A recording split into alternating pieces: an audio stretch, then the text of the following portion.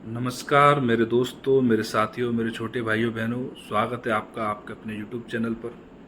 तो दोस्तों, आज जो हम चर्चा करेंगे आज के वीडियो के अंदर, वो करेंगे आपके सिलेबस के बारे में और आपकी बुक लिस्ट के बारे में। कंप्लीट एक तरफ आपका सिलेबस होगा, एक तरफ आपकी बुक लिस्ट होगी और पूरी की पूरी चीज़ों के बारे में बताने की कोशिश करेंगे कि आपको किस तरह से आपको पढ़ना चाहिए जिससे आप मैक्सिमम आउटपुट ले सकते हैं। और एक और बार मेरे मित्रों के जो भी चीज़ें मैंने सिलेबस के अंदर मेंशन की हैं कि इनके आप नोट्स कबाड़ लेना, कहीं से नोट्स ले लेना, या चीज़ों के नोट्स मैं आपको प्रोवाइड करवा दूंगा, तो वो चीज़ें मैं आपको अपने टेलीग्राम चैनल पर प्रोवाइड करवाऊंगा। तो मेरे टेलीग्राम चैनल का नाम मेरे मित्रों है कि IASRAS विद RJ। आप इसको सर्च करोगे तो आपको टेलीग्राम चैनल मिल जाएगा। इस पर मैं सारे आपके जो नोट्स हैं कोशिश करूंगा जितने अधिक से अधिक प्रोवाइड करवा सकूं वो करवाऊंगा। ज़रूरी नहीं है वो मेरे ही लिखे हुए हों, किसी भी कोचिंग के भी हो सकते हैं, लेकिन आपके सिलेबस के अकॉर्डिंग उनको प्रोवाइड करवाने की कोशिश करूंगा दोस्तों। तो आप वहां से सीधे डाउनलोड कर सकते हैं। इससे आपका जो हेक्टिक एक प्रोसेस रहता है वो आपके लिए सुविधा हो जाएगी। टोटली बात ये है, क्लियर कहने की मेरी बात है। तो मैं आपका ज़्यादा समय ख़राब नहीं करूँगा। और एक और बात, हम जो सिलेबस की चर्चा करेंगे उस पर आने से पहले एक छोटी सी बात मैं आपको बता दूं। जो भी बुक लिस्ट मैं आपको बताने वाला हूं वो फाइनल बुक लिस्ट नहीं है।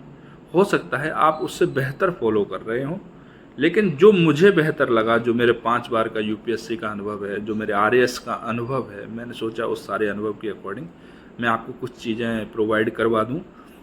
तो बस वही एक अपना अनुभव निचोड़ कर लेकर आया हूँ। जिन चीज़ों को मैंने फॉलो किया है उससे एक इस तरह की सफलता भी प्राप्त की है मैंने। फाइनली नहीं हो पाई है सफलता, वो बात एक अलग है। तो मैंने सोचा मैं आप लोगों को बता दूं और वो सारी चीज़ें। और छोटी सी बात एक और है बीच में कि ये जो चीज़ें मैं आपको प्रोवाइड करवाऊंगा टेलीग्राम चैनल पर, वो 1 तारीख के बाद ही पॉसिबल हो पाएगा, क्योंकि अभी मैं थोड़ा बाहर आया हुआ हूँ, कहीं दूसरी जगह पर हूँ।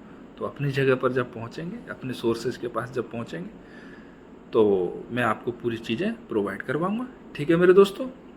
तो अब चलते हैं हम सीधा अपने बुक लिस्ट और साथ में सिलेबस जो 2021 वाला है। ठीक है, उसमें क्या क्या आपको बुक लिस्ट रखनी है। मैंने कोशिश की है कि सोर्सेज कम से कम हो, आपके लिए प्रोसेस कम से कम हेक्टिक हो और मैक्सिमम आउटपुट देने वाला हो।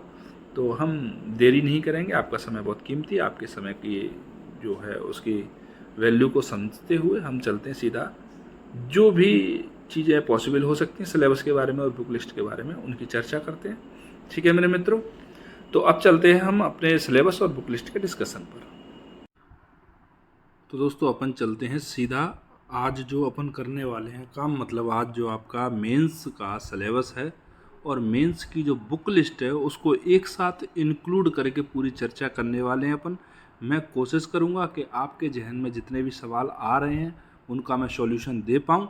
यदि कुछ ऊपर नीचे रह जाता है तो उसको हम फिर से आप कमेंट सेक्शन में बता दें कि सर ये चीज़ रह गई, ये चीज़ आगे हो गई, पीछे होगी, तो उसको भी अपन कवर कर लेंगे।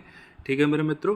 तो देखो दोस्तों, अपना जो भी आधार है वो है 2021 वाला पाठ्यक्रम, क्योंकि अभी तक क्या है, नया पाठ्यक्रम तो आया नहीं है। जैसे ही नोटिफिकेशन आएगा उसके साथ में आपका पाठ्यक्रम आता है। ठीक है, तो अभी तक जो जनरल रहा है तो 4 पेपर होते हैं अपने मेंस के अंदर, सबको पता है, आप सारे जानते हैं। 200-200 अंक के होते हैं, 3-3 घंटे के होते हैं। लेकिन इसके लिए क्या सोर्स अपन को रेफ़र करने हैं, ठीक है, कौन कौन से सोर्सेज की तरफ अपन को जाना है, वो सारी चीज़ें मैं डिटेल में आपको बताने की कोशिश करूँगा और ये भी बताने की कोशिश करूँगा कि वो सोर्स आपके लिए बेहतर क्यों है। और दोस्तों, जहाँ पर आवश्यकता होगी मैं खुद भी अपने टेलीग्राम चैनल पे आपके लिए नोट्स प्रोवाइड करवाऊंगा मित्रों। तो अपन पहले प्रश्न पत्र की तरफ चलते हैं। ठीक है दोस्तों, तो पहले ही प्रश्न पत्र के अंदर अपना सामना होता है इतिहास से। ठीक, अपन पहले अंकों की, इसके किस तरह से प्रश्न आते हैं, कितने अंक के कौन से सेगमेंट से आते हैं, उनकी चर्चा करते हुए चलेंगे, जिससे हमें पता लगे कि हम कितना इस सब्जेक्ट को पढ़ें, कौन से सोर्स की तरफ जाएं। तो पहला हमारा सामना होता है इतिहास से। ठीक है, इतिहास विषय के बारे में दोस्तों मैं आपको बता दूं कि इतिहास का जो पैटर्न है वो ये है कि इसमें से 75 अंक के प्रश्न पूछे जाते हैं। 75 अंक टोटल यहाँ से आप गेन कर सकते हो अधिकतम। ठीक है, और उसमें भी पैटर्न रहता है कि आपके 5 प्रश्न आते हैं वो 2 अंक के होते हैं। देखो मैंने पूरा लिखा है आपके लिए, अगर आप स्क्रीनशॉट लेना चाहें तो स्क्रीनशॉट भी ले सकते हैं। तो देखो, हिस्ट्री में 75 अंक का कुल रहता है। 5 क्वेश्चन आते हैं 2 अंक के, 5 क्वेश्चन आते हैं 5 अंक के, और 4 क्वेश्चन आपसे पूछे जाते हैं 10 अंक के। मतलब बड़े प्रश्न बनते हैं यहाँ से 40, मतलब 75 में से 40 मार्क्स आप बड़े प्रश्नों से कवर कर सकते हो। अच्छा सेगमेंट है। लेकिन दोस्तों इतिहास की एक विशेषता है कि इसका जो किताबें हैं, जो सिलेबस है, बहुत लंबा होता है, लेकिन हम उसको शॉर्टेस्ट फॉर्म में पढ़ने की कोशिश करेंगे, जिससे आप एग्ज़ाम के टाइम पर अच्छे से रिवीजन कर पाओ उसका। ठीक है मित्रों, तो देखो हम राजस्थान का इतिहास, कला, संस्कृति, परंपरा और धरोहर की बात करते हैं। ठीक है, तो स्पेशली मैंने इसके अंक मेंशन किए हैं ऊपर। देखो 25 अंक के लगभग प्रश्न पूछे जाते हैं यहाँ से, 20 से 25 से प्लस माइनस 2-3 भी हो सकता है, ऐसा नहीं फिक्स 25 है, लेकिन ऑन एन एवरेज 25 ही रहता है इसका। ठीक है, तो आप चाहो तो मोटी मोटी किताबों की तरफ चले जाओ कि भैया हमें जो भी चल रही हैं मार्केट के अंदर, मैं उनका नाम लूँ तो ठीक नहीं पड़ता है, फिर भी बता देता हूँ आपको। पनोरमा वगैरह की किताबें हैं, आप चाहो तो, और दूसरी लक्ष्य वगैरह की, भल्ला वगैरह की बहुत सारी चलती हैं, उनको उठा के रटने बैठ जाओ।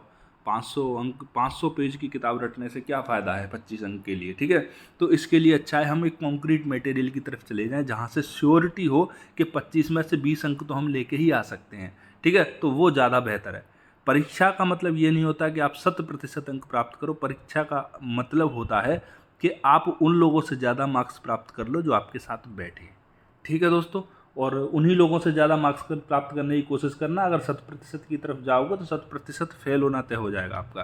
तो 9th 10th 11th 12th की राजस्थान अध्ययन की किताबें चलती हैं, बहुत फेमस है, वहाँ से आप निकाल लो सीधे सीधे। देखो ये है ना, प्रमुख राजवंश, प्रशासनिक राजस्व व्यवस्था, ये सीधा का सीधा दे रखा है, आपको कुछ फेरबदल करने की जरूरत नहीं है। राजस्थान अध्ययन की किताबें उठाओगे सारा कुछ मिल जाएगा आपको, सारा कुछ मिल जाएगा। ठीक है, प्रागैतिहासिक काल, 18वीं शताब्दी तक के अवसान तक इतिहास के सारा कुछ मिलने वाला है राजस्थान अध्ययन की किताबों में। और इसके अलावा आरबीएसई ने क्लास 9th और 10th की इतिहास, कला, संस्कृति की किताबें निकाली हैं। मैं कह रहा हूँ कि इनको ही आप बार बार रटो, बार बार रटो, बार बार रटो, 1000 बार रटो, इतना रटो कि उंगलियों पे इसकी लाइनें आ जाएं। ठीक है, आपको बाकी कुछ पढ़ने की जरूरत नहीं पड़ेगी। लेकिन फिर भी आपके मन में तसल्ली ना हो तो हिंदी साहित्य ग्रंथ अकेडमी की किताब आती है, हुकुमचंद जैन और नारायण लाल माली जी की, वो आप ले लेना। ठीक है, बाकी मेरे हिसाब से तो राजस्थान के लिए आपको राजस्थान अध्ययन की 9th 10th जो आपकी 9th 10th 11th 12th की किताबें और आरबीएसई की 9th और 10th की किताबें, ये आपके लिए सफिशिएंट है। इतना ही आप रटते रहोगे तो प्री और मेंस दोनों का अच्छे से कवर कर लोगे। ठीक है, क्योंकि केवल इतिहास नहीं है, इतिहास तो सिर्फ 25 अंक का है 800 में से। आप एक चीज़ ध्यान रखो। ठीक, अब चलते हैं अपन थोड़ा सा और आगे। आपको आगे जाने पे आपको दिखेगा भारतीय इतिहास और संस्कृति। ठीक है, भारत का इतिहास और संस्कृति अगर आप खोजने के लिए निकलो तो इन शब्दों के अंदर इतना सिलेबस समाहित है जितना कि पूरा आरएएस का नहीं है, जो इन 2 शब्द के अंदर है। लेकिन फिर भी राजस्थान का धरोहर, सिंधु सभ्यता से लेकर ब्रिटिश काल तक की ललित कलाएं, प्रदर्शन कलाएं, वास्तुकलाएं और साहित्य। ठीक है, और इसके अलावा प्राचीन एवं मध्यकालीन भारत का जो धार्मिक आंदोलन और दर्शन है, ये आपको करना है नितिन सिंघानिया साहब की बुक से। इसको ही आप स्टैंडर्ड बुक को ही साथ लेके चलना। इसमें भी चैप्टर फिक्स हैं, पहला, दूसरा और तीसरा, 14वां, 15वां और 16वां। ठीक है, इसके अलावा आपको नहीं पढ़ना है कुछ भी। एक परिशिष्ट के अंदर और है धार्मिक दर्शन करके, वो, उसके अलावा कुछ नहीं पढ़ना है। बड़ी सरल भाषा है, बहुत सहजता से आप समझ जाओगे। ठीक है, और सीधे सीधे प्रश्न आपको मिल जाएंगे। एक ही सोर्स पर रहना, ज़्यादा सोर्स मत इकट्ठे करना। ठीक है, यहीं से आप अपने नोट्स बना लेना। ठीक, उसके बाद आ जाता है आधुनिक भारत का इतिहास, व्यक्तित्व, घटनाक्रम, मुद्दे और राष्ट्रीय आंदोलन। ये बिपिन चंद्रा सर से बेस्ट कुछ नहीं है। आपकी एकदम बहुत बढ़िया थॉट प्रोसेस डेवलप हो जाएगा, बहुत अच्छी, मतलब जो विचार है वो आपके डेवलप यहाँ से हो जाएंगे। ठीक है मेरे मित्रों, तो मित्रों मैं जो डेली रहता हूँ उस जगह से आज थोड़ा सा बाहर हूँ, आउट ऑफ स्टेशन हूँ, तो थोड़े बहुत आपको डिस्टर्बेंस हो सकते हैं, पीछे से आवाज़ें आ सकती हैं। ठीक है, लेकिन क्या है कि अभी मुझे थोड़ा सा और टाइम लगेगा, तो 10 से 15 दिन लगेंगे अपनी जगह पर पहुँचने में। तो आपको इतना लेट नहीं ले जा सकते ना, आपने बोला था कि सर सिलेबस और बुक लिस्ट को बताइए। ठीक है, उसके बाद आ जाता है मित्रों स्वतंत्रता के बाद सुदृढ़ीकरण जो हुआ था, पुनर्गठन जो हुआ था, देशी रियासतों का जो विलय हुआ था। ठीक है, भाषाई आधार पर। तो इसके लिए मित्र मैं आपको टेलीग्राम पर नोट्स प्रोवाइड करवा दूंगा, चाहे तो अपने हाथों से लिखे हुए, चाहे आपको किसी भी कोचिंग के मतलब किसी न किसी सोर्स से मैं आपको प्रोवाइड करवा दूंगा, आपको ढूंढने की ज़रूरत नहीं पड़ेगी।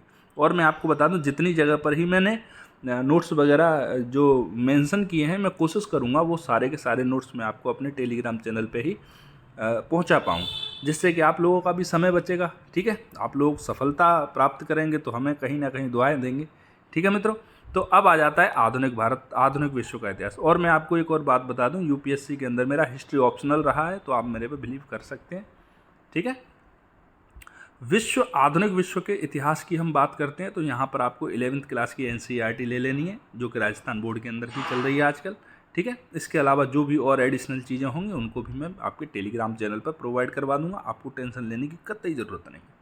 तो यहाँ से आपने देखा कि आपको 9, 10, 11, 12 के राजस्थान अध्ययन को लेना है, 9th और 10th की राजस्थान के इतिहास की कला संस्कृति को लेना है। उसके अलावा ये भी पेट ना भरे, आपका लगे कि नहीं भाई पढ़ना ही है हमें तो और टेक्स्ट बुक निकालनी है, तो हुकुमचंद जैन और नारायण लाल माली की ले लेना, इससे ज़्यादा मत जाना, नहीं तो फेल होने की तरफ आप अग्रसर हो जाओगे। ठीक है, बाकी नितिन सिंघानिया सर की जो कला संस्कृति है भारत का, उसके लिए नितिन सिंघानिया सर से बेस्ट कुछ नहीं है हिंदुस्तान के अंदर पूरे के। ठीक, उसको आप ले लेना। और बाकी जो चीज़ें एडिशनली उनको मैं आपको नोट्स की फॉर्म में प्रोवाइड करवा दूंगा। आधुनिक विश्व के लिए आपको 11th क्लास की एनसीईआरटी पढ़नी है, उसके अलावा कुछ नहीं पढ़ना है, और जो कुछ एडिशनल करना होगा उसको मैं आपके टेलीग्राम चैनल पर पहुंचा दूंगा। ठीक है, तो इस तरह से आपको प्रश्न पत्र फर्स्ट की पहली इकाई यूनिट 1 के बारे में जो इतिहास की थी उसके बारे में जो एक आइडिया है वो मिल गया होगा। आप चाहें तो स्क्रीनशॉट ले लें। ठीक है मित्रों, अब आते हैं सेकंड इकाई पे, आपकी यूनिट 2 पे। तो यूनिट 2 है आपका, उसमें आती है आपकी अर्थव्यवस्था। ठीक है, तो अर्थव्यवस्था में से किस तरह से प्रश्न आते हैं, तो अर्थव्यवस्था में मित्रों टोटल 65 मार्क्स के प्रश्न पूछे जाते हैं आपसे अर्थव्यवस्था से। ठीक है, जिनमें से 5 क्वेश्चन होते हैं 2 अंक के, 5 क्वेश्चन होते हैं 5 अंक के, और 3 क्वेश्चन होते हैं आपके 10 अंक के। ऐसे आपकी अर्थव्यवस्था से प्रश्न आपसे पूछे जाते हैं। अब आप देखो यहाँ से आपको किस तरह से सोर्स की तरफ जाना है। तो जब हम भारतीय अर्थव्यवस्था की बात करते हैं मित्रों, तो देखो पहले आप सिलेबस को देख लो एक बार। ठीक है, देखो कृषि, भारतीय कृषि में वृद्धि और उत्पादकता की प्रवृत्तियाँ, सीधी सीधी बात है, रनिंग स्टेटस के बारे में पूछ रहा है, पुरानी बातों से इसका कोई मतलब नहीं है। खाद्य प्रसंस्करण क्षेत्र और खाद्य प्रबंधन, ये भी जो रनिंग स्टेटस चल रहा है अर्थव्यवस्था का वहाँ से पूछ रहा है, पीछे वाली चीज़ों का कोई मतलब नहीं है। कृषिगत सुधार और चुनौतियाँ क्या क्या आ रही हैं, क्या क्या चुनौतियाँ हैं, क्या क्या सुधार हम कर रहे हैं, ये भी करंट अफेयर का है, ये भी रनिंग स्टेटस में चल रही हैं, वो सारी बातें हैं। औद्योगिक क्षेत्र की प्रवृत्तियाँ, जब प्रवृत्तियों के बारे में चीज़ें पूछी जाती हैं तो सीधी सीधी बात है, प्रवृत्तियाँ का मतलब होता है जो वर्तमान में चीज़ें चल रही हैं। ठीक है, ये भी सीधा करंट अफेयर गया। स्फीति, कीमतें, मांग और पूर्ति का प्रबंधन किस तरह से किया जा रहा है, ये भी सीधा सीधा करंट अफेयर से आ गया। ठीक है, केंद्र राज्य वित्तीय संबंध और नवीनतम वित्त आयोग, राजकोषीय उत्तरदायित्व, बजट प्रबंधन अधिनियम, भारत में राजकोषीय सुधार क्या क्या हो रहे हैं, क्या क्या नहीं हो रहे, ये भी सीधा आपका करंट अफेयर में आ गया, रनिंग स्टेटस में आ गया। तो अगर हम लास्ट तक जाते हैं, देखो आर्थिक गतिविधियों में सरकार की क्या भूमिका रह रही है, सामाजिक क्षेत्र में गरीबी, बेरोजगारी, असमानता, स्वास्थ्य सेवा और शिक्षा नीति, इस तरह की देखो लास्ट तक आओगे आपको पूरा पूरा समझ में आ जाएगा कि पूरा का पूरा सिलेबस कहाँ से आपका, या तो करंट अफेयर से या फिर जो रनिंग स्टेटस में जो चीज़ें चल रही हैं वहाँ से। तो सीधी सीधी बात है, इनको कवर करने के लिए हमारे पास 2-3 बढ़िया संसाधन है। पहला संसाधन है आपके पास इकोनॉमिक सर्वे।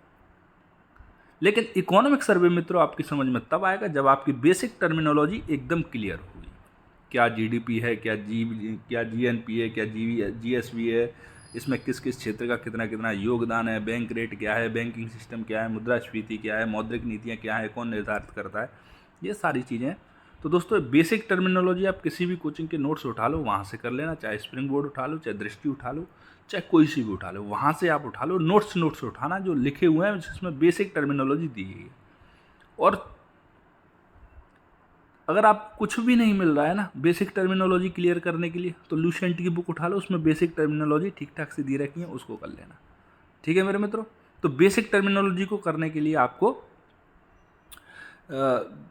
अगर जितनी अच्छी आपकी बेसिक टर्मिनोलॉजी होगी उतना अच्छा आपको बजट सर्वे वगैरह समझ में आने वाला है। ठीक है मित्रों, और जब आपकी बेसिक टर्मिनोलॉजी हो जाए तो उसके बाद आपको इकोनॉमिक सर्वे लेना है, भारत का पूरा सर्वे उठा के उसको पढ़ने मत बैठ जाना मित्रों। आप विजन IAS की साइट पे जाओगे तो वहाँ पर इकोनॉमिक सर्वे को एकदम शॉर्ट फॉर्म में, नोट्स की फॉर्म में, एग्जाम ओरिएंटेशन के साथ में प्लस उसके साथ में बजट में क्या उस चीज़ के लिए प्रावधान किया गया है, सारा कुछ दे रखा होता है। आप जाओ सीधा डाउनलोड कर लो वहाँ से, इकोनॉमिक सर्वे इंडिया का विजन आईएएस की साइट से। इंग्लिश में चाहो तो इंग्लिश में मिल जाएगा और हिंदी में चाहो तो हिंदी में मिल जाएगा। और जे आपके भारतीय अर्थव्यवस्था के जितने भी टॉपिक वो आपको दिख रहे हैं, आप एक बार उसकी रीडिंग करोगे तो आपकी समझ में आ जाएगा, सीधे के सीधे वहीं से मिल रहे हैं आपको, ठीक है। और वैश्विक अर्थव्यवस्था वाला जो पार्ट नीचे दे रखा है कि आर्थिक मुद्दे, प्रवृत्तियाँ, विश्व बैंक, IMF, विश्व व्यापार संगठन की क्या भूमिका चल रही है, ठीक है, सतत विकास, जलवायु परिवर्तन, ये सारा का सारा करंट अफेयर्स से दिया गया है। आप डेली करंट अफेयर फॉलो करोगे तो आपको मिल जाएगा। करंट अफेयर फॉलो करने के लिए आप कोई भी एक न्यूज़पेपर है उसको रेगुलरली फॉलो कर लो। न्यूज़पेपर फॉलो नहीं कर रहे आप, दृष्टि की करंट अफेयर मैगजीन आती है, आप उसको फॉलो कर लो। उसको भी फॉलो नहीं कर रहे, क्रोनोलॉजी की आती है उसको फॉलो कर लो। कुछ तो फॉलो कर लो, जो भी फॉलो कर लोगे सारे के सारे वही चीज़ दे रखी हैं, ठीक है मित्रों।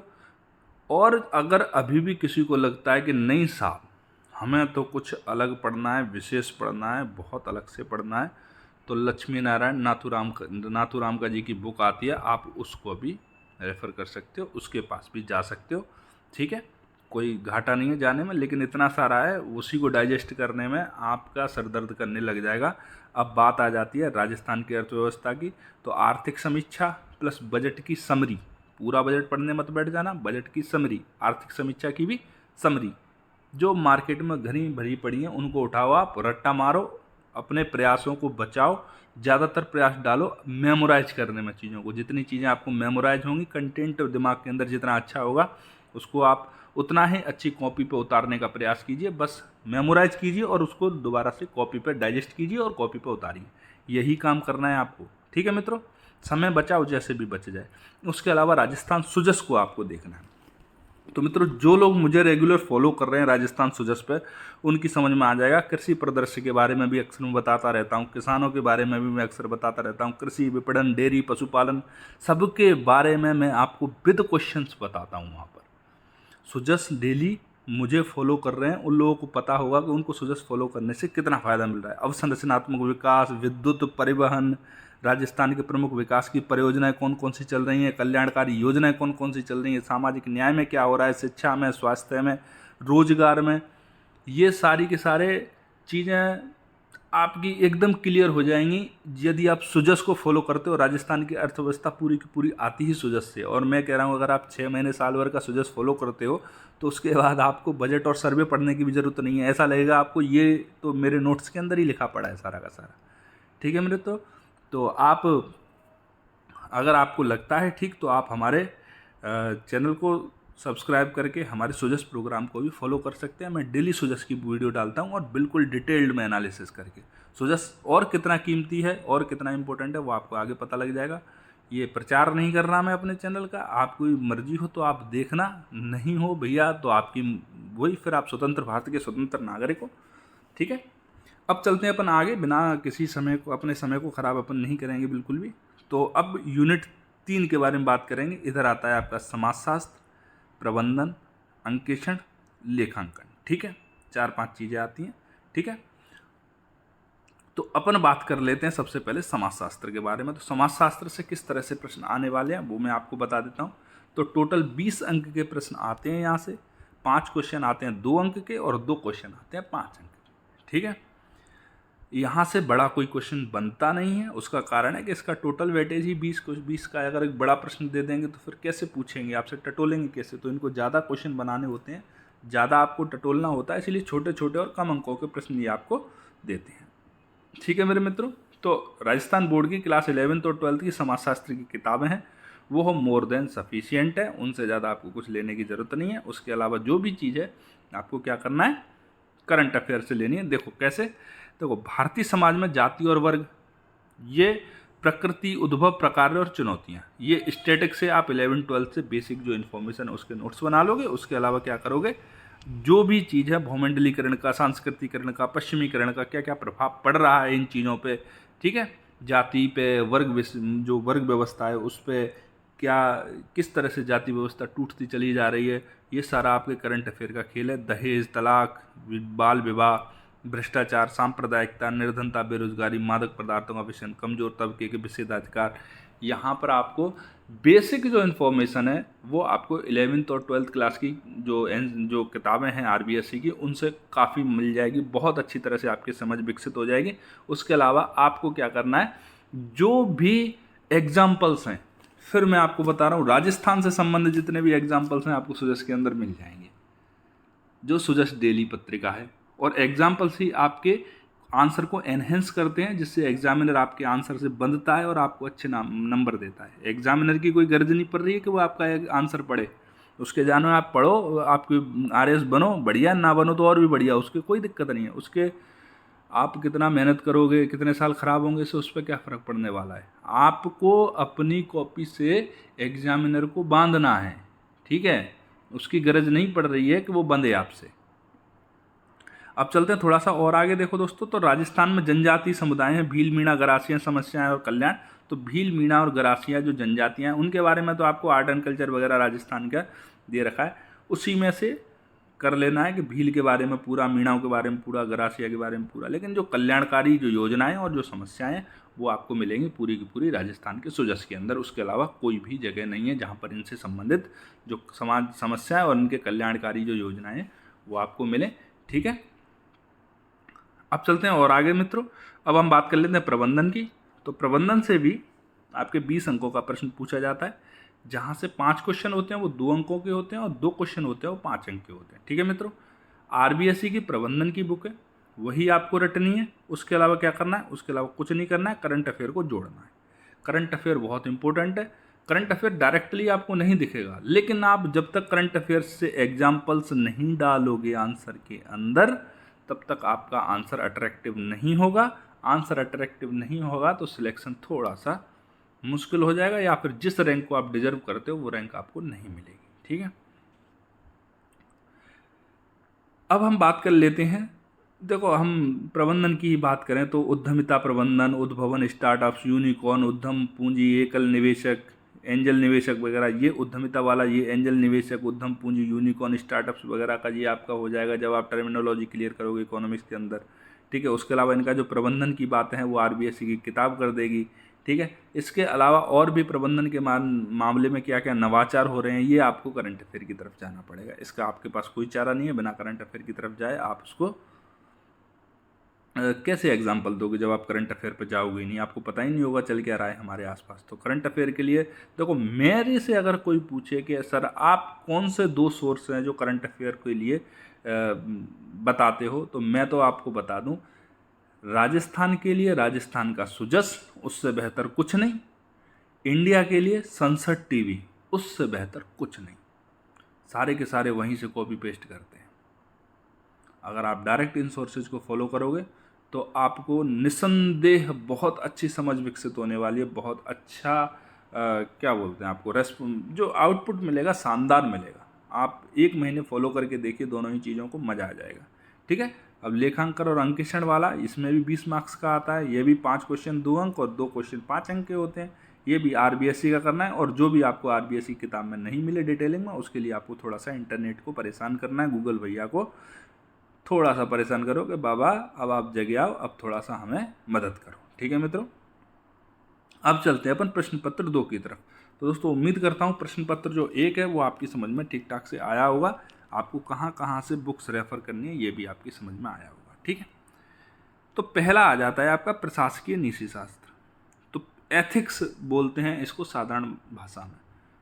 तो एथिक्स में 65 मार्क्स का 65 अंकों का पूरा सेक्शन है, 65 अंक का। तो 65 अंक का होने का मतलब है सीधा सीधा बहुत बड़ा एक सेक्शन है ये वाला, ठीक है। यहाँ 5 क्वेश्चन आते हैं 2 अंक के, 5 क्वेश्चन आते हैं 5 अंक के, और 3 क्वेश्चन आते हैं 10 अंक के। बड़ा सेक्शन है, अच्छा मार्क्स यहाँ से खिंच सकते हैं। बहुत ज़्यादा कुछ यहाँ पे पढ़ने को होता नहीं है। एकमात्र सॉल्यूशन है, डॉक्टर पुष्पा सरस्वत जी के वीडियोस देख लो, उनके नोट्स कबाड़ लो, उनमें करंट अफेयर को जोड़ दो। केस स्टडीज आप कहाँ से लोगे, करंट अफेयर से लोगे, उसके अलावा तो कुछ है नहीं, ठीक है। केस स्टडी कैसे लोगे आप करंट अफेयर से। तो दोस्तों ये जैसे कि मैं आपको एक एग्जांपल देता हूँ एक केस स्टडी का।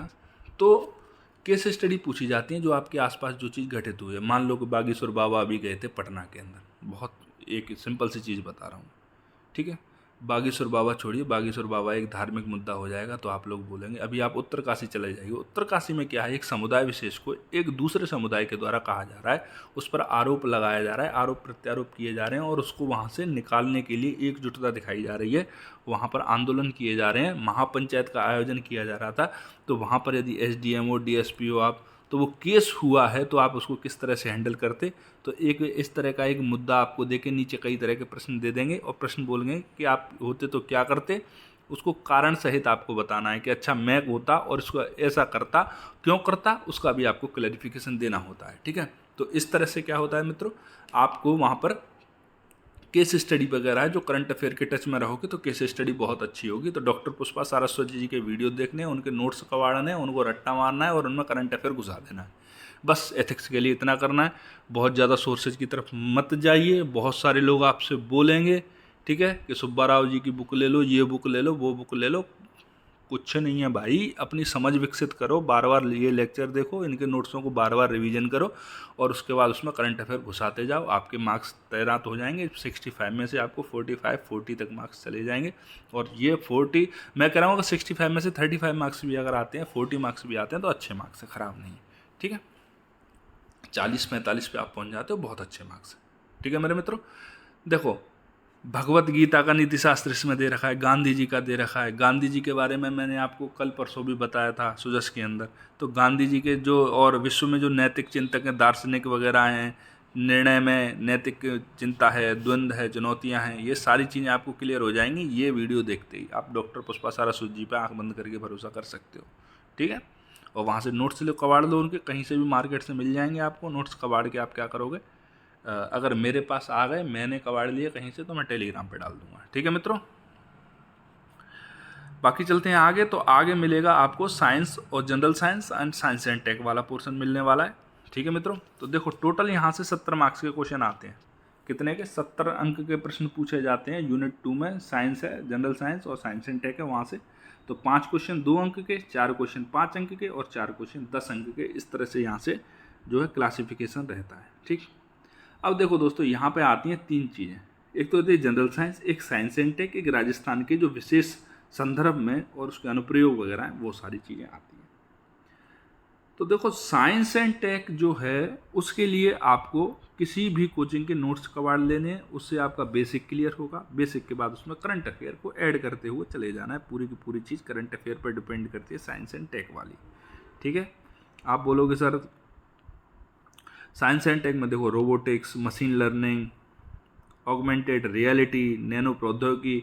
ऑगमेंटेड रियलिटी इस तरह की रियलिटी होती है दोस्तों, जैसे कि आप मूवी के अंदर देखते हो और रियलिटी में देखो तो हीरो ऐसा होगा, काला सा, खराब सा, बुरा सा, और उसको रियलिटी में आप उसको वहाँ पर जाके देखो मूवी के अंदर, तो ऑगमेंटेड रियलिटी मतलब उसको एनहेंस करके दिखाते हैं। किसी भी चीज़ की सुंदरता को, वास्तविकता को थोड़ा एनहेंस करके दिखाते हैं, ऑगमेंटेड रियलिटी होती है। नैनो प्रौद्योगिकी वगैरह है, उसके बारे में प्रौद्योगिकी का विकास किस तरह से है, ये सारी चीज़ें क्या है। इसको एक कोचिंग की आप बेसिक नोट्स जुगाड़ लो, वहाँ से करने के बाद उसमें करंट अफेयर को जगह जगह पर घुसाओ।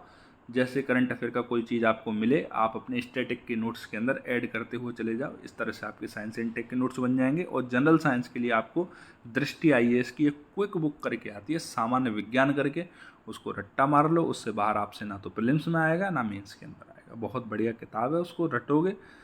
बिल्कुल भी राजस्थान बोर्ड की तरफ मत जाओ, बिल्कुल भी किसी बोर्ड की तरफ मत जाओ। बाकी जिसको जाना है भैया जाओ, स्वागत है उनका। लेकिन मेरा तो यही है कि आप दृष्टि IAS की क्विक बुक है, सामान्य विज्ञान करके, उसको उठा लो और उसको रट्टा मार लो। जहाँ से आपको लगे नोट्स बनाने तो बनाओ, बाकी वो नोट्स की फॉर्म में ही है, बहुत अच्छा लिखा है उसके अंदर। ठीक है मित्रों, आप वहाँ से कर सकते हो। आपकी कोशिश ये रहनी चाहिए कि एक ही स्रोत हो और एक ही स्रोत से हम अधिक से अधिक अंक प्राप्त कर सकें। ठीक है, अब ऐसे ही आते हैं आप यूनिट 3 की तरफ। तो यूनिट 3 में है आपका पृथ्वी विज्ञान, मतलब ज्योग्राफी वगैरह। ठीक है, तो ज्योग्राफी में आपको विश्व की और भारत की ज्योग्राफी के लिए पहले आप देख लो किस तरह से प्रश्नों का क्लासिफिकेशन रहता है, और उसके बाद आपको मैं सोर्स बता दूंगा। तो क्लासिफिकेशन रहता है आपका 65 मार्क्स के यहाँ से प्रश्न पूछे जाते हैं, जिनमें से 5 क्वेश्चन होते हैं 2 अंक के, 5 क्वेश्चन होते हैं 5 अंक के और 3 क्वेश्चन होते हैं मित्रों 10 अंक के। ठीक है, सोर्स की फॉर्म में आपको कुछ नहीं करना है, NCERT 11th-12th लेनी है, यही सफिशियंट है। इसके अलावा आप प्रश्न पत्र लगाओ, प्रैक्टिस करो, प्रीलिम्स के क्वेश्चन लगाओ, मेंस के क्वेश्चन लगाओ। लेकिन यदि फिर भी कई लोगों को लगता है नहीं सर हमें तो किताब ही चाहिए, तो आप महेश कुमार बर्णवाल की तरफ जा सकते हो। अच्छी बुक है, अच्छी समझ विकसित होगी आपकी। बहुत समय से UPSC के विद्यार्थियों के लिए भी एक कौतूहल का विषय रही है ये किताब, तो अच्छी किताब है, आप इस पर भरोसा रख सकते हैं, भरोसा कर सकते हैं, ठीक है। और इसके अलावा पर्यावरण से संबंधित मुद्दे, तो पर्यावरण से संबंधित मुद्दों के लिए आपको 11th और 12th क्लास की बायो की NCERT की तरफ जाना है। यहाँ पर जो पर्यावरण वाले जितने भी चैप्टर हैं उनको आपको क्लियर करना है। यहाँ से पर्यावरण वाले जो चैप्टर हैं उन्हीं को पढ़ना है। बाकी आप पूरा क्यों पढ़ोगे, क्योंकि दृष्टि IAS की क्विक बुक तो आप पहले ही से ही मैंने आपको बता दिया जनरल साइंस के लिए, तो आपको जनरल साइंस वगैरह के लिए दृष्टि IAS की क्विक बुक है वो ले लेनी है। हाँ, एक और चीज़ बताऊँ दोस्तों, तो राजस्थान के विशेष संदर्भ की बात हो रही है यहाँ पर भी और नीचे भी, दोनों ही जगह राजस्थान के विज्ञान प्रौद्योगिकी का विकास और राजस्थान के विशेष संदर्भ में जो औद्योगिकी पौधे हैं, तो इनके नोट्स जो है मैं खुद आपको प्रोवाइड करवा दूंगा। बड़े टॉपिक नहीं है, आप ढूंढोगे तो थोड़ी मुश्किल होगी आपको, क्योंकि मुझे भी मुश्किल हुई थी ये टॉपिक कबाड़ने में, तो मैं आपको नोट्स प्रोवाइड करवा दूंगा। ज़रूरी नहीं है वो नोट्स मेरे ही हाथ से लिखे हों, किसी न किसी कोचिंग के होंगे, कहीं ना कहीं से मैं आपको प्रोवाइड करवा दूंगा, आपको बस रटना है उनको, ठीक है। ये नहीं देखना मैंने अपने हाथ से लिखे हैं या किसी के उठा के लाया हूँ, मैं कुछ भी करूँ लेकिन आप लोगों के लिए प्रोवाइड करवा दूंगा। इससे आप लोगों को सहूलियत होगी, सरलता होगी, ठीक है। ज़्यादा से ज़्यादा नोट्स जो मैं आपको प्रोवाइड करवा सकता हूँ वो मैं आपको टेलीग्राम चैनल पर प्रोवाइड करवाने की कोशिश करूँगा, ठीक है मित्रों। तो इधर आपको पता ही लग गया कि अपन चल रहे थे, अपन बात कर रहे थे प्रमुख जो पर्यावरण संबंधी मुद्दे हैं उनके लिए आपको 11th-12th क्लास की बायोलॉजी की NCERT उठानी है, और उसमें से सिर्फ पर्यावरण वाले चैप्टर हैं उन्हीं के पर जाना है आपको, और उसमें जहाँ पर भी, और उसको पढ़ने के बाद आप जानते हो देखो 3-4 सब्जेक्ट हैं वो, जैसे कि आपकी एथिक्स है, जैसे कि आपके क्या बोलते हैं उसको, इकोनॉमिक्स है, साइंस एंड टेक है, पर्यावरण है, ये बिना करंट अफेयर के नहीं चलते हैं। आप सोचो कि बिना करंट अफेयर के आप इन सब्जेक्ट के अंदर बहुत अच्छे मार्क्स ले आओगे, तो मित्रों आप अपने आप को धोखा दे रहे हो। और जो आपसे कहता है कि बिना करंट अफेयर के एक बुक उठा लो और यहाँ से काम हो जाएगा, तो ये सब्जेक्ट बेसिक टर्मिनोलॉजी को किसी एक स्टैटिक पोर्शन से कहीं से भी नोट्स कबाड़ के, किताब उठा के उसको नोट्स बना के उसको पढ़ लो, उसके बाद पूरा का पूरा करंट अफेयर पर चलता है।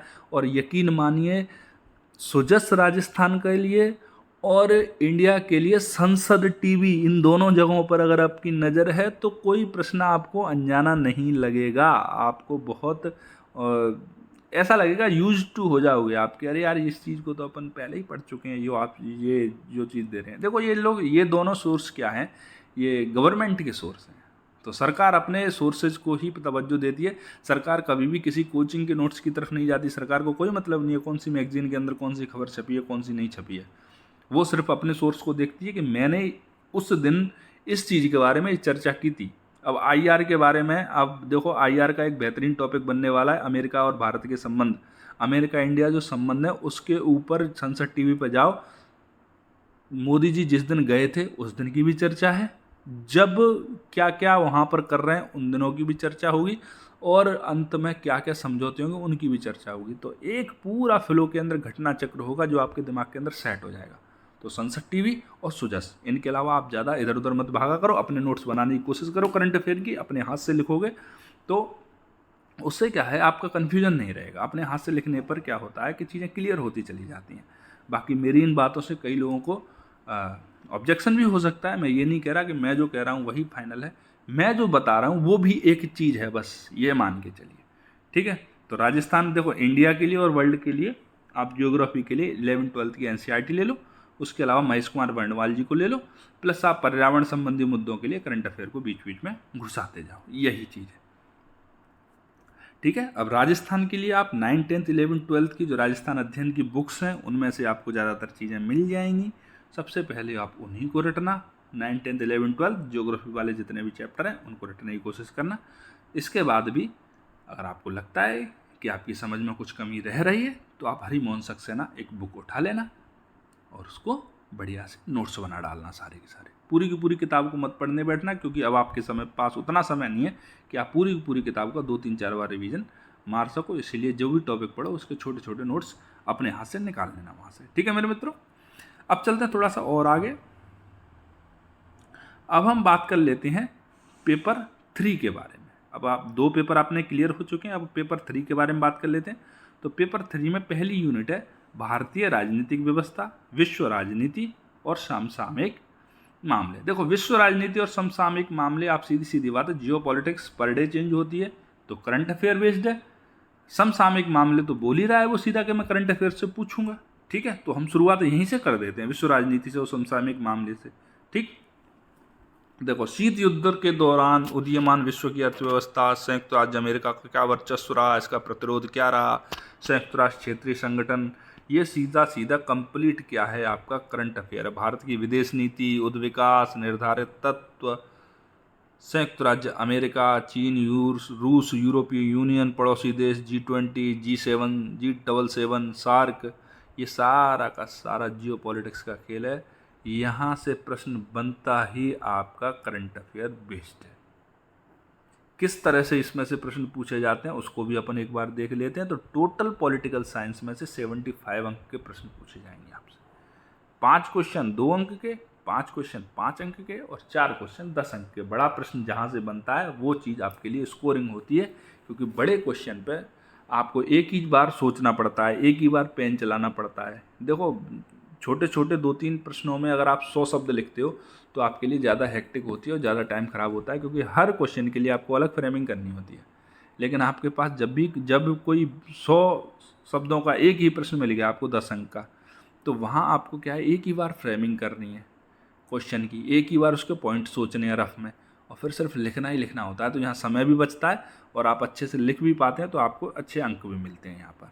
ठीक है,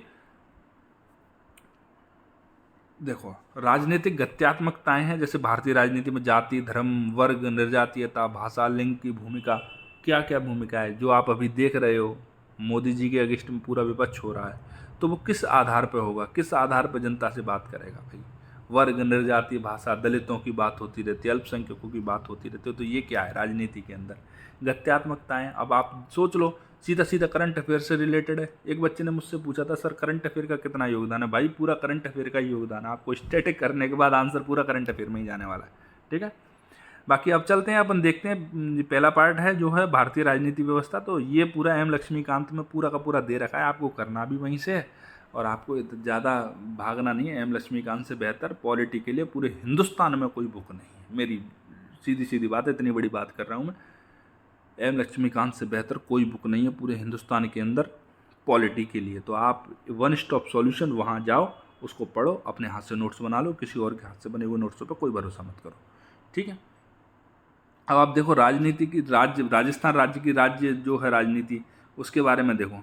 दलीय प्रणाली क्या रही है इसकी, राजस्थान में राजनीतिक प्रतिस्पर्धा के क्या चरण रहे हैं, मतलब आपके 1950 से लेके और आज तक, जब गहलोत जी हमारे सीएम है, तो राजनीति किस तरह से, कौन कौन से चरण रहे हैं, कौन कौन सीएम रहा है, कौन कौन से चरण में, और कौन कौन राज्यपाल रहा है, ये सारी चीज़ें तो आप किसी कोचिंग के नोट्स कबाड़ लेना और नोट्स कबाड़ के वहाँ पे डाल देना। सीधी सीधी बात है, अगर मेरे को मिलेगी तो मैं डाल दूंगा। जितनी बता रहा हूँ मैं आपको, जिनकी मैंने बोला है कि मैं ही डालूंगा वो तो मैं डालूंगा ही डालूंगा। बाकी अगर एक्स्ट्रा मिल जाते हैं तो मैं डाल दूंगा अपने टेलीग्राम चैनल पे, आप लोग कर लेना डाउनलोड उसको। ठीक है मित्रों, तो देखो दोस्तों, यहाँ से भी जो यूनिट फर्स्ट है उसके बारे में अभी आपको सोर्सेज की पता लग गया, सिलेबस की भी पता लग गया, सिलेबस भी आप देखते जा रहे हो साथ ही साथ, तो आपको ये भी भरोसा होता जा रहा होगा कि हाँ भाई अगर ये सोर्स है तो अच्छा है अपने लिए। ठीक है, अब आप यूनिट 2 की बात करते हैं पेपर 3 के, तो ये टोटल 65 मार्क्स का है। इसमें 5 क्वेश्चन 2 अंक के आएंगे दोस्तों, 5 क्वेश्चन 5 अंक के होंगे और 3 क्वेश्चन 10 अंक के होने वाले हैं यहाँ पर। ठीक है, आपको सोर्सेज के लिए आरबीएसई की 11th-12th क्लास की पब्लिक एडमिनिस्ट्रेशन मतलब लोक प्रशासन की किताबों को खरीदना है। ठीक है, देखो दोस्तों, जो मैं आपको बताता जाता हूँ, जब मैं सुजस की चर्चा करता हूँ तो उसके बारे में आपको बताता रहता हूँ। उसको देखो मैं आपको जिला प्रशासन के बारे में बताता रहता हूँ, संगठनों के बारे में बताता रहता हूँ। ठीक है, उपखंड की क्या भूमिका, तहसील वगैरह के बारे में बताता रहता हूँ, विकास प्रशासन के बारे में बताता रहता हूँ। ठीक है, राजस्थान में जो प्रशासनिक ढांचा है, प्रशासनिक संस्कृति है, उसके बारे में भी बताता रहता हूँ। सत्यनिष्ठा, नैतिकता, इसके बारे में भी बताता रहता हूँ। जब भी कोई एक मुझे लगता है कोई टॉपिक कहीं ना कहीं फिट हो सकता है, भले ही एग्जाम्पल की फॉर्म में, तो सुजस में मैं आपकी उसके लिए उसकी ज़रूर चर्चा करता हूँ। ठीक है मित्रों, तो आप सुजस को ज़रूर देखना, सुजस इम्पोर्टेंट है आपके लिए। तो देखो इसके लिए जो सोर्स हैं आरबीएससी के, उसमें क्लास 11th और 12th की पवेड है, बस मोर देन सफिशिएंट है। उसके अलावा आप बिल्कुल कोई चीज़ आपको लेने की ज़रूरत नहीं पड़ेगी। उसमें करंट अफेयर घुसाना है बीच में, और स्टैटिक कंप्लीट हो जाएगा आपका आरबीएससी की 11th और 12th क्लास की पवेड से, ठीक है। उसके अलावा भी किसी का अगर जी नहीं भरता है कि भाई उसको लगता है कि रूम के अंदर किताबें कम हो रही हैं, तो वो महेश्वरी ले सकता है, या एम लक्ष्मीकांत की आती है वो भी ले सकता है। लोक प्रशासन के लिए ही दोनों ही हैं, और वो आपको बहुत बेहतरीन आउटपुट भी देंगे। बहुत अच्छी किताबें ऑप्शनल वाले पढ़ते हैं उनको, तो आपके लिए तो हो ही जाएंगी, ठीक है।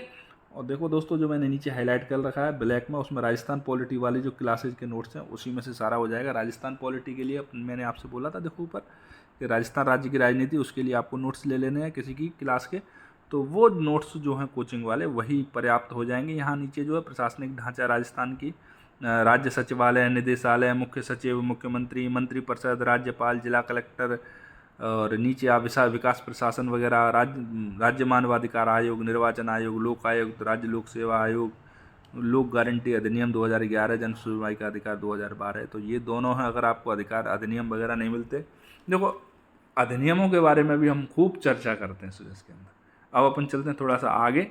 यहाँ से आपको पता लग गया होगा, सिलेबस के बारे में भी ठीक ठाक आपने देख लिया होगा, और आपको कौन सा सोर्स यहाँ से लेना है वो आप ले लेना, ठीक है। खेल, योग एवं व्यवहार विधि, ये आप आते हैं अपन 3rd यूनिट पर। तो खेल एवं योग, ठीक है। अब देख लेते हैं। देखो स्पोर्ट्स और योगा टोटल 20 अंक का आता है। उसमें अभी 5 क्वेश्चन होते हैं 2 अंक के, 2 क्वेश्चन होते हैं 5 अंक के। किसी भी कोचिंग पर आप नोट्स ले लेना, नहीं तो मैं टेलीग्राम पे प्रोवाइड करवा दूंगा आप लोगों को। इसमें करंट अफेयर का ज़्यादा रोल है, और इस बार मैं अभी से आपसे कह रहा हूँ, अवनी लेखरा के बारे में प्रश्न पूछा जाने वाला है आपके मेंस में। अभी हालांकि प्रीलिम्स भी नहीं हुआ, लेकिन फिर भी मैं बता रहा हूँ मेंस के अंदर अवनी लेखरा को पूछा जाएगा, ठीक है। देखो अब आप बोलोगे सर आप इतने कॉन्फिडेंस के साथ कैसे कह सकते हो कि अवनी लेखरा को पूछा ही जाएगा, क्योंकि अगर अवनी लेखरा को पिछले 2-3 महीने में, 1-2 महीने में राजस्थान के मुख्य प्रश्न जो आपका सुजस, उसमें बहुत स्थान मिला है, उसको अवार्ड भी मिले हैं अभी। तो आपको राजस्थान गवर्नमेंट और भारत सरकार की खेल मंत्रालयों की साइट पर जाना है और वहाँ से चीज़ों को देखना है। ये आपका करंट अफेयर है, ठीक है। और किसी भी कोचिंग के नोट्स का अवार्ड लो, नहीं तो मैं आपको प्रोवाइड करवा दूंगा, ठीक है। वही व्यवहार के अंदर है, यहाँ भी 20 अंक के प्रश्न पूछे जाते हैं, और वही विधि के अंदर है, यहाँ से भी 20 अंक के प्रश्न पूछे जाने वाले हैं, ठीक है। सोर्सेज में क्या है भैया, मैं प्रोवाइड करवा दूंगा, टेंशन ना लो। इनके लिए कोई किताब तो होती नहीं है विधि के लिए विशेष। अब विधि के लिए किताब पे जाओगे तो आपको वकील बनना पड़ जाएगा। व्यवहार की क्या किताब लोगे आप, मेरे हिसाब से तो कुछ नहीं है। सोर्स है 11th-12th की एनसीईआरटी, वो ले लो, ठीक है। साइकोलॉजी है ये एक तरह से, अच्छे मार्क्स मिल ही जाते हैं यहाँ पे, अगर आप थोड़ा सा भी करंट अफेयर का सारा लेते हो तो मिल जाते हैं, ठीक है। अब अपन चलते हैं पेपर 4 की तरफ। तो हिंदी के लिए आपको आरबीएससी की क्लास 9 से 12 तक की किताब ले लेनी है, प्लस डॉक्टर राघव प्रकाश की बुक रख लेनी है। ये तो दोनों ही सोर्स आपको पढ़ने पड़ेंगे 120 में से, अगर आपको अच्छे अंक काटने हैं तो, ठीक है। उधर जनरल इंग्लिश के लिए डॉक्टर बीके रस्तोगी ले लो आप। इसके अलावा आपको किसी भी सोर्स पर जाने की आवश्यकता नहीं है, ये मेरा मानना है और मेरा कहना है। लेकिन फिर भी आपको लगता है कि आप उससे भी बेहतर कुछ फॉलो कर रहे हैं, या इससे बेहतर कुछ फॉलो आप कर सकते हैं, तो आप स्वतंत्र भारत के स्वतंत्र नागरिक हैं, आप जिधर चाहें उधर जा सकते हैं। तो दोस्तों आपसे मिलते हैं नई वीडियो में। अगर आपको अच्छा लगे तो आप चैनल को लाइक करना, शेयर करना, सब्सक्राइब करना, अपने यार दोस्त मित्रों को बताना, ठीक है। तो आपसे मिलते हैं नई वीडियो में, तब तक के लिए जय हिंद, जय भारत।